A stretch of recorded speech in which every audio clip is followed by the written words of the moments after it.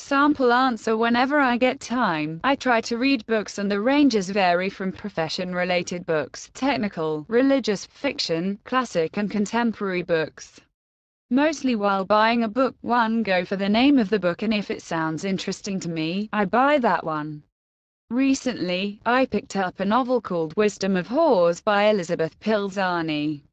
While buying this book, one was at a bookstore and had gone to rather buy the new series of Archie's comics.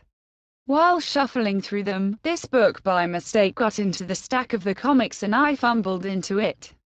After reading the name of the novel, I was very much interested into reading what this book is about, and so read the summary and found it extremely exciting and bought it. This book revolves around the business of AIDS, during the early 90s when the world had just become acquainted of this disease, and work was in its initial stages. So, there is this woman, who has worked in Reuters and then takes up a medical course in a university and becomes an epidemiologist. She then works for UNAIDS, making reports and questionnaire and do's and don'ts for AIDS. It was later that she goes on and works more extensively towards it. Obviously she has a team and they try bring money from organizations to help victims of AIDS.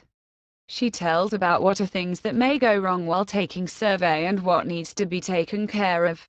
The book also tries to bring into notice the different attitudes of people across world towards AIDS.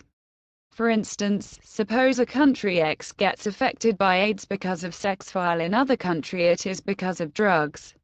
So, Elizabeth gives an account of how the world of brothels, gays and innocent wives got changed because of AIDS and the journey she had during the entire time. For me, it was more of an eye-opener, and I realized that things are not always as cushy as they seem to be.